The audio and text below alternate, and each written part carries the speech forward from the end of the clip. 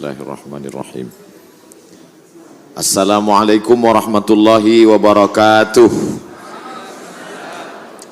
Alhamdulillahi wa kafa wassalatu wassalamu ala al-habibil mujtaba wa ala alihi wa ashabihi ahli sidqi wal wafa. Subhanaka la ilma lana illa ma 'allamtana innaka antal alimul hakim.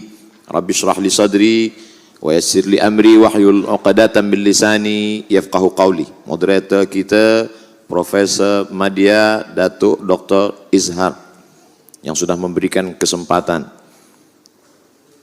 Tan Sri, Profesor, Datuk-datuk, datin-datin, para pensyarah, para penuntut, muslimin muslimat, insyaallah kita semua dimuliakan Allah Subhanahu wa taala. Saya di Universiti Kebangsaan Malaysia hari ini tidaklah merasa sebagai tamu, tapi saya merasa sebagai seorang yang balik ke rumah yang sudah lama pergi. Dulu saya di sini sebagai penuntut tahun 2003 hingga 2004. Saya bila ditanya orang, awak duduk di mana? Di dekat penjara Kajang, Sungai Jeluk.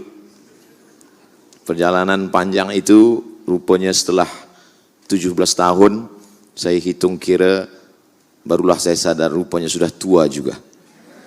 Tadi sengaja profesor tak menyebut tahun lahir saya, begitu rupanya dia menjaga hati orang tua. Masya Allah, tabarakallah. Saya tidaklah mengguru-gurui profesor-profesor, pensyarah-pensyarah. Saya tetaplah menjadi seorang penuntut. Sampai mati saya tetap menjadi penuntut mahasiswa di UKM. Sebab saya tak pernah selesai. Saya hanyalah seorang penuntut yang pernah membaca, pernah mendengar, kemudian balik lagi kemari dan menceritakan tentang apa yang pernah saya baca dan apa yang pernah saya dengar. Saya diberikan tajuk saya yang diberikan adalah Kesatuan Ummah, Cabaran dan Harapan. Dulu orang begitu bergembira ketika Islam sampai ke Jepun. Sebab mereka yang tak mengenal Tuhan akhirnya mengenal Allah. Tapi begitu umat Islam, para da'i, ulama sampai ke Jepun, awal-awalnya mereka senang masuk Islam, bersih, berwudu, mandi. Tapi kemudian mereka confused, mereka bingung. Hari ini imam maju, dia baca Bismillahirrahmanirrahim. Esok imam maju, Bismillahirrahmanirrahim. Lama-lama Jepun ini pun bertanya, kenapa yang satu Bismillah ni silent? Kenapa yang satu Bismillah ni berbunyi? Lalu kemudian kebetulan yang mengatakan Bismillah berbunyi, rupanya dia ustaz dari Asia Tenggara. Dia katakan kamilah yang betul, yang tak berbunyi itu sesat dan salah. Kemudian yang tak berbunyi pula rupanya mereka yang datang daripada Pakistan, India, Bangladesh. Mereka mengatakan yang betul itu adalah kami, kerana kamilah yang paling tua. Mazhab kami mazhab Hanafi, Sirajul Ummah. Ketika imam kami meninggal dunia tahun 150 di Kufah, imam mereka Syafi'i baru saja lahir, belum pandai membaca kitab di Palestin. Jadi sebenarnya akhirnya orang Jepun ini pun berpikir lama. Kami ini ingin mencari Tuhan, kami ini ingin mencari kedamaian, kami ini ingin mencari pencerahan. Tapi akhirnya kami sendiri bingung, yang satu berbunyi, yang satu tidak. Yang satu begini, yang satu begitu. Akhirnya betul apa yang dikatakan salah seorang ulama Mesir, al-Islam mahjubun bil muslimin. Islam itu tersekat, terdinding, terhijab, bukan karena orang kafir, tapi karena orang Islam itu sendiri yang membuat ajaran Islam. Baru satu pembahasan masalah basmalah, belum lagi masalah sayyidina, belum lagi masalah ar-Rahman alal arsyistawa, belum lagi masalah khilafiyah. Oleh sebab itu ingin dibawa kemana umat ini, maka tajuk ini amat sangat berat. Saya ingin diberikan kesempatan Ustaz Abdul Somad 30 saat berbicara, 30 saat soal jawab. Membahas kesatuan umat dalam 30 saat, bahasa Arabnya mustahil. Oleh sebab itu Abdul Somad Al-Faqir, fakir ilmu, fakir amal, hanya dapat bercerita bahwa sesungguhnya khazanah kekayaan fuqaha, para ahli fikih itu sebenarnya kalau difahami dengan baik, dia bukanlah untuk membelah, memperpecah belah, membuat umat ini menjadi terbagi banyak, tapi sebenarnya dia menjadi kekayaan yang luar biasa. Ambil contoh ketika kita sedang naik pesawat terbang, sampai di atas, bila kita pakai mazhab Syafi'i, kita mesti bertayamum dengan debu. Mesti ada debunya yang dipukul. Setelah debu dipukul, nampak di tangan dihembuskan. Barulah dia sah. Karena makna fatayammamu sa'idan thayyiban, tayamumlah kamu dengan debu, maknanya memang sa'idan thayyiban itu debu. Bagaimana kalau kita bekerja di office yang tak ada debu? Bagaimana kalau di rumah sakit, hospital yang tak ada debu? Bagaimana kalau di pesawat terbang yang tak ada debu? Maka ketika orang melihat mazhab yang lain, manakala saya sampai di Maghribi, saya lihat di bawah tiang masjid itu ada batu, macam batu gilingan. Awal saya sampai, saya tengok ada batu macam batu gilingan. Dalam fikiran saya, oh rupanya orang Maghribi ini membuat sambal juga. Tapi lama-lama saya terheran-heran, setiap masjid ada batu, setiap masjid ada batu. Rupanya mereka pada musim sejuk, musim dingin, mereka tidak memakai air. Mereka sampai ke masjid, dia pegang batu itu, lalu kemudian dia sapu muka dia. Dia ambil lagi batu itu, dia sapu.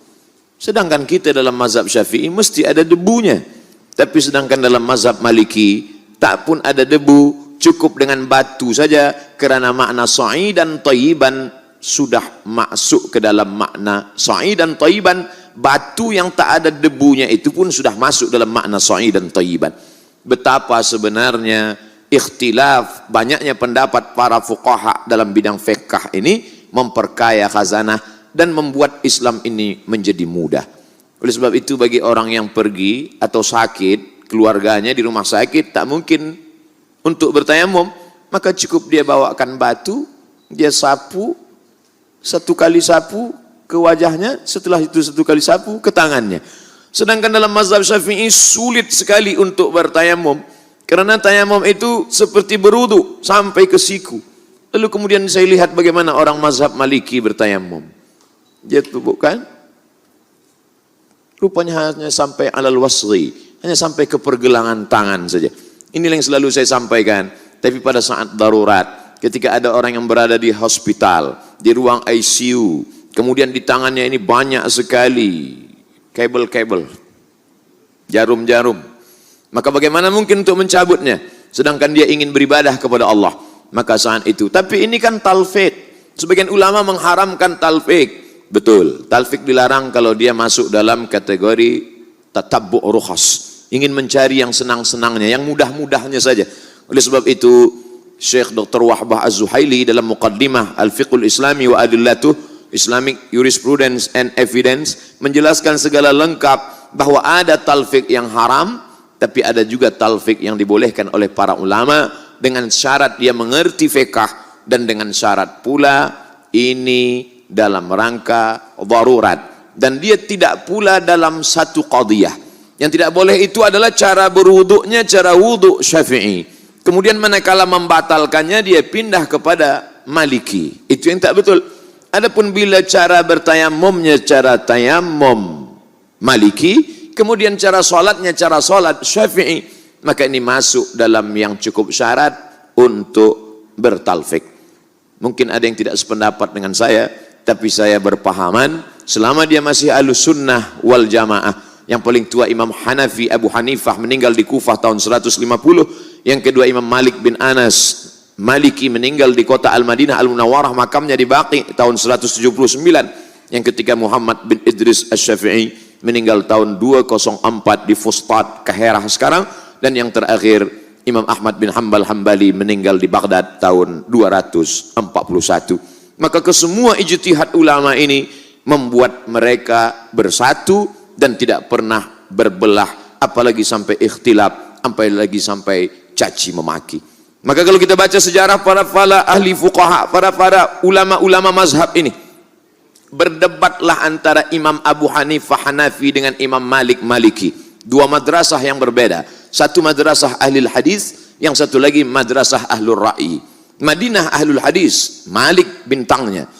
Kufah ahlul ra'i, rasional, akal, bintangnya adalah Abu Hanifah, Imam Hanafi. Lalu kemudian ketika mereka berdebat dengan dalil-dalil hujjah-hujjahnya, Selepas itu datanglah Imam Al-Laits dari kota Fustat, Mesir. Imam Laits bertanya kepada Imam Malik, Malik, ya, bagaimana pendapat engkau tentang Abu Hanifah Hanafi? Kata Malik, belum pernah aku berjumpa dengan orang secerdas Abu Hanifah.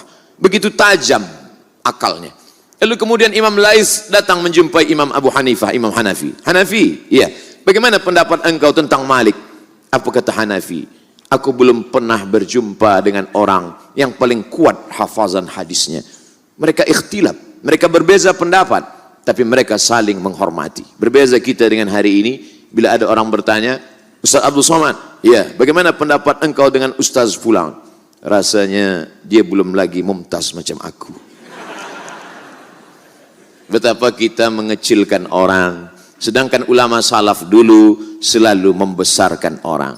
Kita tahu bahwa Imam Ahmad bin Hanbal, dia tidak berkunut subuh, kerana dia berpahaman bahwa summa tarakahu qanata Rasulullah sallallahu alaihi wasallam syahran. Nabi membaca kunut selama sebulan. Itulah kunut nazilah. Summa tarakahu, kemudian dia meninggalkan. Di situ adalah tarakal kunut. Selepas sebulan Nabi tidak lagi membaca kunut. Begitu kata Imam Ahmad bin Hanbal. Tapi kata Imam Syafi'i tidak begitu. Qanata Rasulullah SAW syahran, Nabi membaca kunut nazilah 1 bulan. Summa tarakahu, selepas itu Nabi meninggalkannya. Yang ditinggalkan Nabi bukan kunutnya. Nabi tetap berkunut hingga meninggal dunia. Yang ditinggalkan adalah laknat dalam kunut itu. Yang sebelumnya dia berkunut sebulan dengan laknat. Allahumma al'an bani Ra'il, Allahumma al'an Zakwan, Allahumma al'an Usayyah. Selepas sebulan dia tetap berkunut, tapi dia tidak melaknat di dalam kunutnya. Ikhtilaf mereka tentang masalah summa tarakahu. Tapi walaupun ikhtilaf tidak membuat mereka berkelahi, mencaci maki, sumpah serapah, apalagi sampai mentabdi', membid'ahkan, mentafsik, memfasikkan, mentakfir, mengkafirkan, mentajhil, menjahilkan, membodohkan. Makanya apa kata Imam Ahmad bin Hanbal? Da'autu lisyafi'i fi salati arba'ina sanah. Aku mendoakan Imam Syafi'i fi salati, dalam salatku, arba'ina sanah, 40 tahun lamanya aku mendoakan Imam Syafi'i dalam salatku. Walaupun mereka berbeza dalam masalah kunut subuh.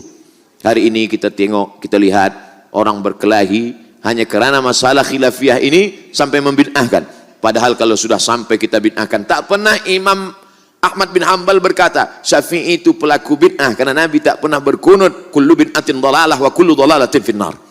Karena kalau sampai Imam Ahmad bin Hanbal mengatakan Imam Syafi'i pelaku bid'ah, berarti ilmu-ilmu yang dia terima selama ini berarti ilmu yang dia dapatkan dari pelaku bid'ah. Sedangkan ketika mengatakan ya ahlal bid'ah, ya mubtadi', ketika kita berkata wahai pelaku bid'ah, automatically kita sedang berkata wahai ahlud dhalalah, wahai penghuni neraka jahanam. Hari ini begitu beraninya orang lancang mengucapkan kata-kata yang menyakitkan hati, padahal ilmunya belum seberapa dibandingkan dengan Imam Ahmad bin Hanbal dan Imam Asy-Syafi'i. Da'autu fi salati, aku doakan Imam Syafi'i fi salati arba'ina sanah, 40 tahun. Abdul Somad tidak minta didoakan oleh orang-orang yang berbeza dengan dia 40 tahun. 4 kali pun jadilah. Salat maghrib sekali, salat isya sekali, salat tahajud sekali, salat witir sekali. Begitu mereka dulu kalangan salaf. Itulah mengapa Nabi memuji kalangan salaf. Apa kata Nabi SAW? Khairul qurun qarni, sebaik-baik masa adalah masaku. Tsumma alladhina yalunahum, 1 abad selepas itu. Tsumma alladhina yalunahum, 1 abad selepas itu. Kenapa demikian? Karena mereka berbeza dalam ijtihad.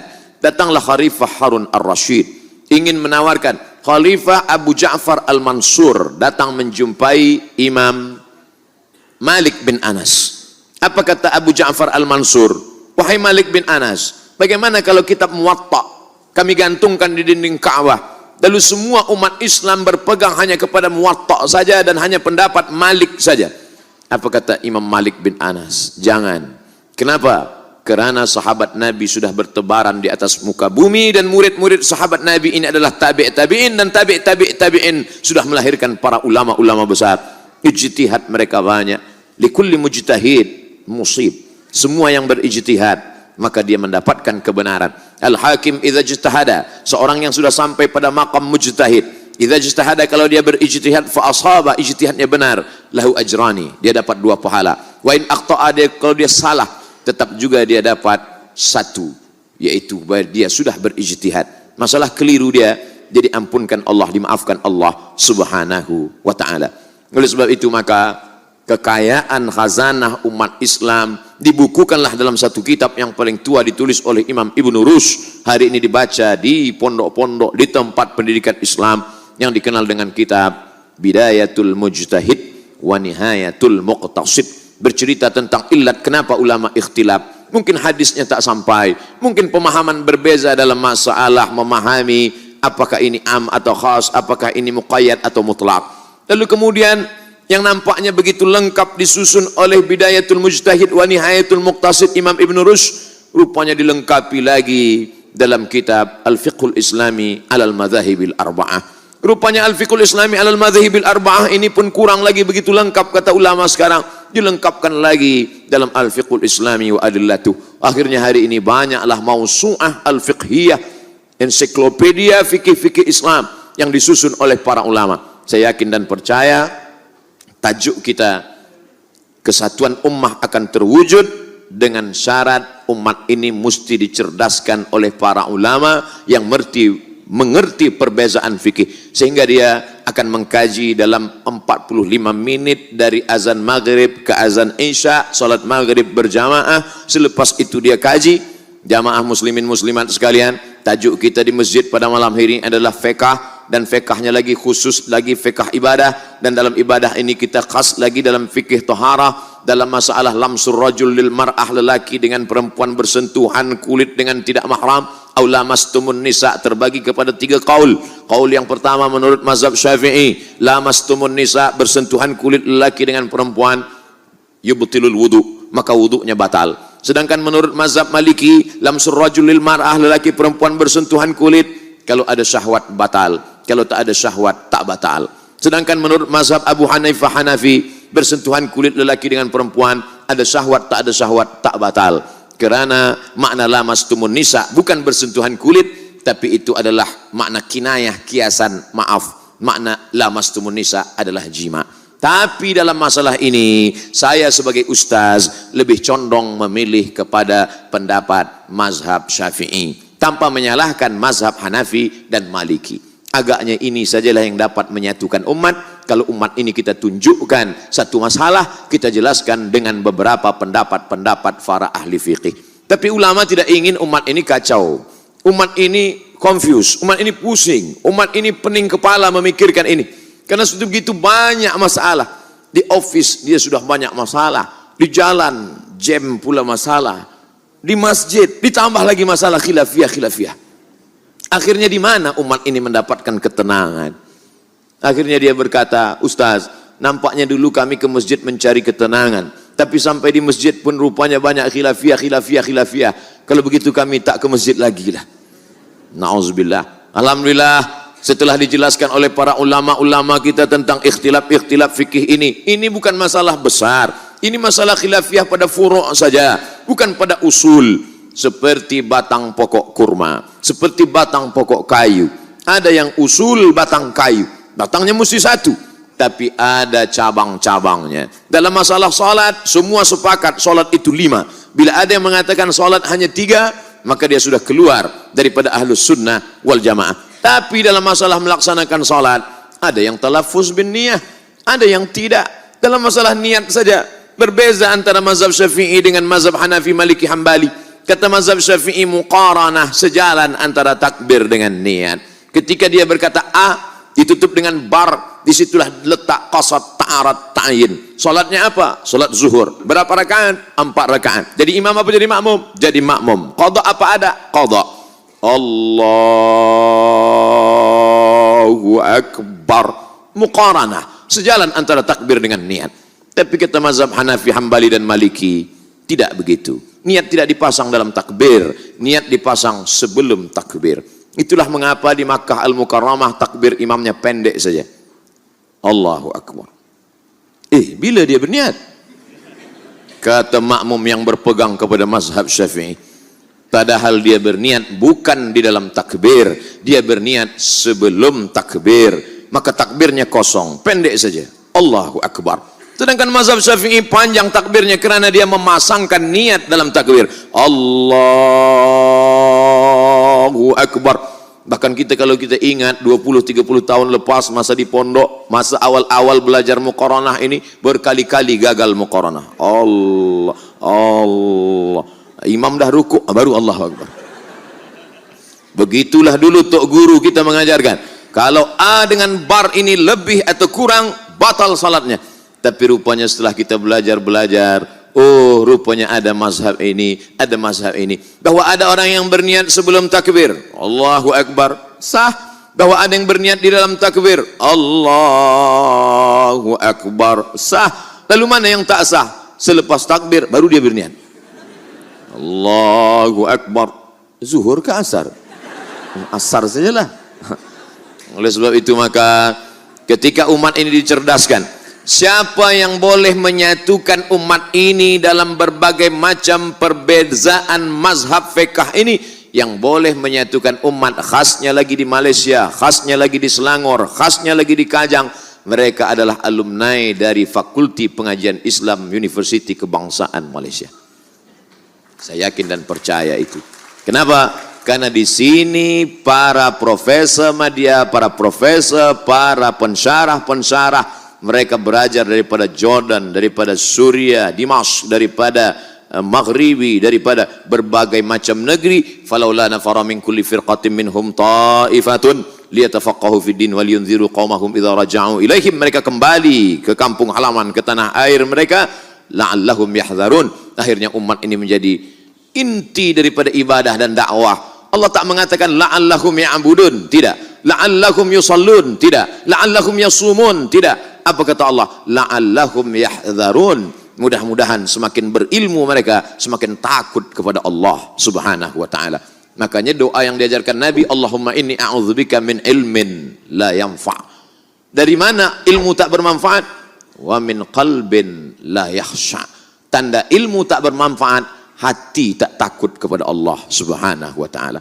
Makanya kalau ada orang ilmunya banyak, laisal ilmu birriwayah. Orang yang ilmunya banyak bukan birriwayah, riwayah. Saya riwayatkan hadis ini dari Imam Muhammad bin Idris. Saya riwayatkan hadis ini dari Imam Muhammad bin Ismail bin Ibrahim bin Al-Mughirah bin Bardisbah Al-Bukhari. Dari gurunya Abdullah bin Maslamah, dari gurunya Malik bin Anas, dari gurunya Abu Zinad, dari gurunya Al-A'raj, dari gurunya Abu Hurairah, dari gurunya Sayyidina wa Maulana Muhammad sallallahu alaihi wasallam.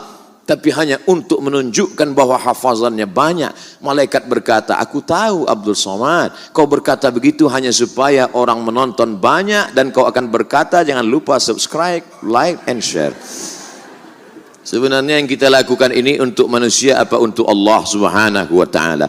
Oleh sebab itu nanti sampai masanya dikumpulkan Allah. Kamu dulu beramal kerana Uzair, cari Uzair, minta balasan kepada dia. Kamu dulu beramal kerana Isa, cari Isa, minta balasan kepada dia. Lalu kelompok yang ketiga, izhabu ila man turauna ilaih. Pergilah kamu kepada siapa kamu dulu menunjukkan amal kamu. Kalau kamu beramal kerana follower, cari follower kamu. Kalau kamu beramal kerana viewer, cari viewer kamu. Beramal mestilah kerana Allah Subhanahu wa taala. Kata Syekh, menjabat jawatan yang tinggi sampai kepada maqam Syekhul Azhar Abdul Halim Mahmud, PhD Doctor of Philosophy daripada Sorbonne, Paris, Prancis University. Kata dia, dalam sejarah Islam ada 3 kelompok yang tak mungkin bersatu. Yang pertama, Aqliyun. Mereka inilah Mu'tazilah. Mereka selalu mengandalkan akal mereka. Yang kedua, Nassiyun. Mereka selalu berpegang kepada nas. Takwil tak boleh, hanya nas saja, tekstualis. Yang satu Aqliyun, rasionalis, rationality. Tapi yang ketiga pula tidak bersandar kepada nas, tidak melihat kepada akal. Mereka buang nas, mereka campakkan akal, mereka pejamkan mata, mereka renungkan hati. Mereka adalah ahlu dzauq, irfaniyun, kaum sufi, mutasawwifun. 3 kelompok. Satu Aqliyun, satu Nassiyun, satu Irfaniyun. Mereka inilah yang sentiasa berikhtilaf. Tapi 3 kelompok ini boleh menyatu dalam satu titik. Irfaniyun, aqliyun, nasyun. Mereka akan menyatu dalam satu titik. Titik apa? Wa ma umiru illa liya'budullaha mukhlishina lahuddin. Maka kalau ada orang yang lebih mengedepankan akliyunnya, ada yang lebih menghilangkan akal, memejamkan mata, merenungkan hati, zauknya, irfaniyun. Ada pula yang hanya membaca kepada teks, kalau tidak ada dalam Quran, tidak ada dalam sunnah, tidak ada tertulis, tidak diterima. Tapi ketika mereka kalahkan ini semua hawa nafsu, insya Allah mereka akan bertemu dalam mukhlishina lahuddin. Saya yakin dan percaya banyak profesor pensyarah yang tak sependapat dengan saya, tak bersetuju dengan saya, tapi insya Allah kita akan bersama dalam kelompok mukhlishina lahuddin. Cepat betul waktu habis di UKM. Saya dibagi maklumat 30 saat. Saya start tadi pukul 3, sekarang sudah pukul 3.35. Mohon maaf, 5 menit ini pun akan dituntut di padang mahsyar nanti. Terima kasih atas segala perhatian, mohon maaf segala kekhilafan. Kita teruskan dalam soal jawab. Seterusnya saya serahkan kepada Profesor Media Dr. Izhar. Beliau Izhar, saya ini idgham. Abdus Somad, idgham Syamsiah. Assalamualaikum warahmatullahi wabarakatuh.